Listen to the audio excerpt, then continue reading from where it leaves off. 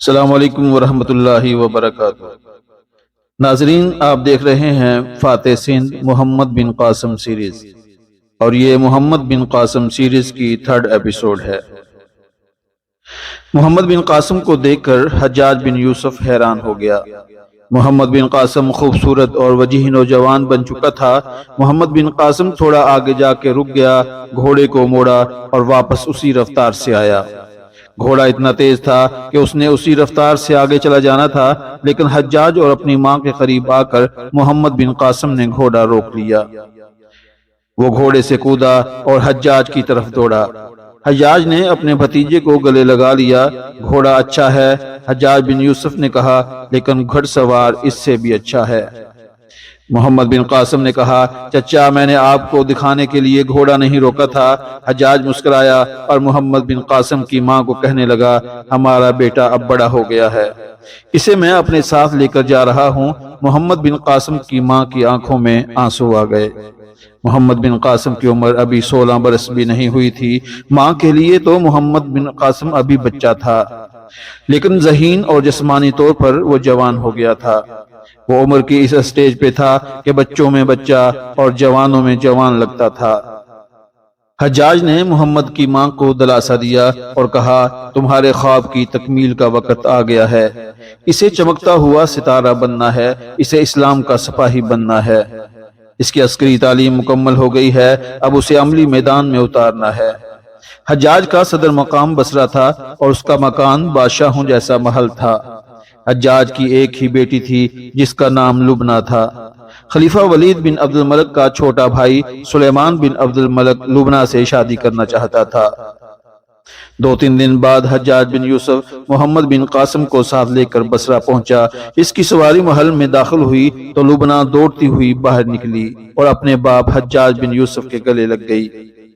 حجاج نے اپنی بیٹی کو سینے سے لگایا۔ لبنہ کا چہرہ دروازے کی طرف تھا اور دروازے سے محمد بن قاسم کی سواری داخل ہوئی تو لبنہ نے دیکھا کہ گھوڑے پر ایک دراز قد، مردانہ حسن کا شاہکار اور پروقار نوجوان بیٹھا ہوا تھا۔ لبنہ متاثر ہوئے بغیر نہ رہ سکی۔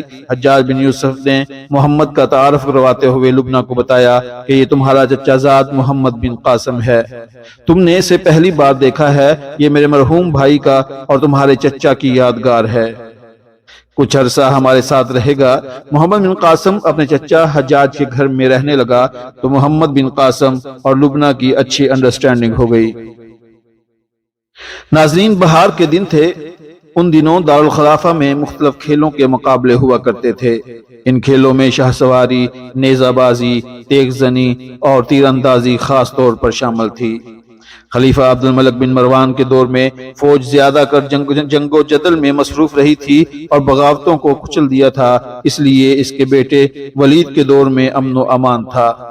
فوج فارغ تھی، اس لیے خلیفہ نے فوج میں یہ سرگرمی پیدا کر دی تھی کہ ہر سال دارالخلافہ میں جنگی نوعیت کے کھیلوں کے مقابلے ہوتے تھے۔ یہ مقابلے اس قدر سخت ہوتے تھے کہ ان میں کوئی مر بھی جاتا تو مارنے والے سے باز پرس نہیں ہوتی تھی۔ ناظرین، خلیفہ کا قاصد بصرہ میں حجاج بن یوسف کے لیے پیغام لایا اور سالانہ کھیلوں کے مقابلے کے لیے فوراً دارالخلافہ پہنچنے کا حکم دیا۔ کھیلوں کے علاوہ سلطنت کے کچھ بحث طلب امور بھی تھے۔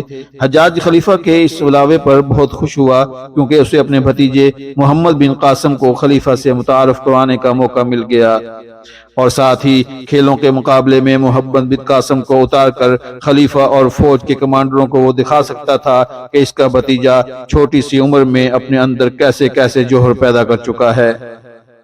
حجاج بن یوسف نے محمد بن قاسم کو بلوایا اور کہا، بھتیجے، میں نہیں جانتا کہ نیزہ بازی، تیر اندازی اور شمشیر زنی اور بغیر ہتھیار لڑائی میں تجھے کتنی مہارت حاصل ہے، لیکن یہ موقع اچھا ہے، اگر میں تمہیں اس مقابلے میں شامل کر دوں تو مجھے شرمسار تو نہیں کرو گے؟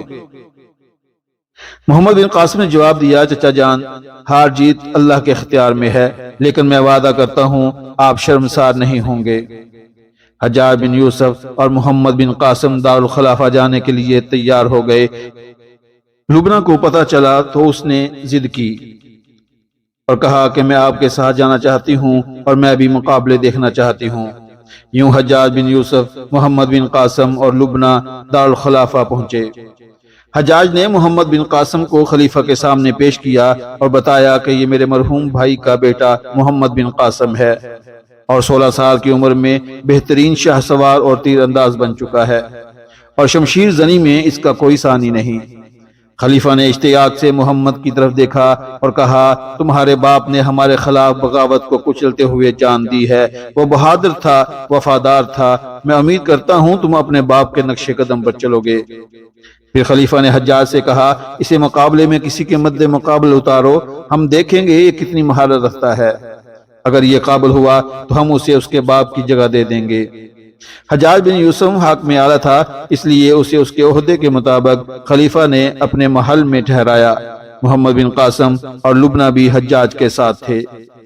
محل میں قیام کے دوران خلیفہ کا بھائی سلیمان بن عبد الملک نے لبنہ سے ملاقات کی کوشش کی، کیونکہ سلیمان لبنہ سے شادی کرنا چاہتا تھا۔ حجاج کو پتہ چلا تو اس نے سلیمان سے دو ٹوک انداز میں بات کی اور کہا کہ لبنہ کی شادی تم سے نہیں بلکہ اپنے بھتیجے محمد بن قاسم سے کروں گا، اس لیے آئندہ محتاط رہنا۔ سلیمان بن عبد الملک اگرچہ خلیفہ کا بھائی تھا، لیکن وہ حجاج بن یوسف سے زبردستی نہیں کر سکتا تھا۔ اس کا خون کھول رہا تھا اور سوچ رہا تھا کہ حجاج اور محمد بن قاسم کو کیسے نیچا دکھائے۔ ناظرین، 2 دن کے بعد ایسا لگ رہا تھا جیسے دارالخلافہ میں سارے عرب کے لوگ اکٹھے ہو گئے ہیں۔ باہر سے آئے ہوئے لوگوں نے میدان میں خیمے لگا رکھے تھے، جدھر نگاہ جاتی تھی انسان، گھوڑے اور اونٹ نظر آتے تھے۔ شہر کی گلیوں اور بازاروں میں رش بڑھ گیا تھا۔ جس میدان میں مقابلہ ہونا تھا وہاں ایک طرف لمبا چبوترا بنا ہوا تھا، اس پر شامیانے لگے ہوئے تھے اور اس کے نیچے کرسیاں رکھی تھیں۔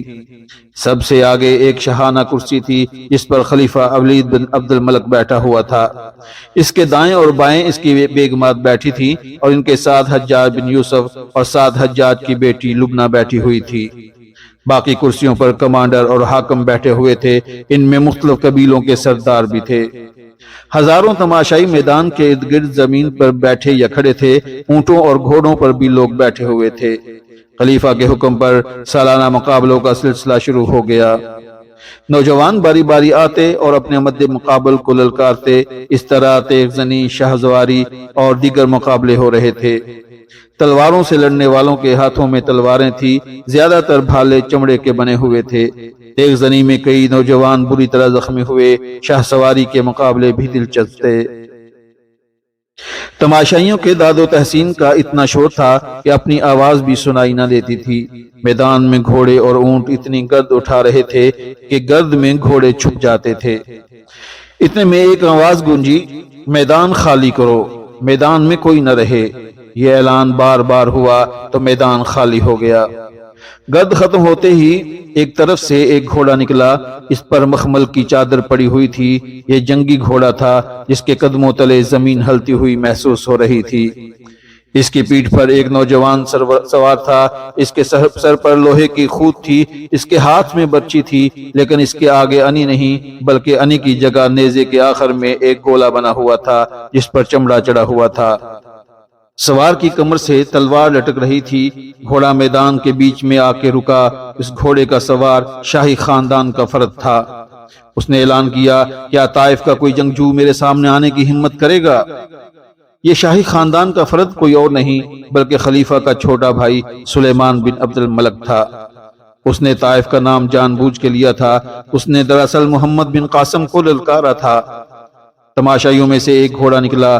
یہ گھوڑا بھی اعلیٰ نسل کا جنگی گھوڑا تھا اور اس کا سوار بھی نوجوان تھا۔ اس کے ہاتھ میں برچی تھی اور کمر سے تلوار لٹک رہی تھی۔ اس نے للکارا، اے سلیمان بن عبد الملک، طائف سے محمد بن قاسم تیرے مقابلے میں کھڑا ہے۔ یوں سلیمان بن عبد الملک اور محمد بن قاسم ایک دوسرے کے مد مقابل آ گئے۔ ناظرین، سلیمان بن عبد الملک اور محمد بن قاسم کی لڑائی کا آگے کا احوال انشاءاللہ نیکسٹ ایپیسوڈ میں۔ تب تک کے لیے اجازت دیجیے۔ اللہ حافظ۔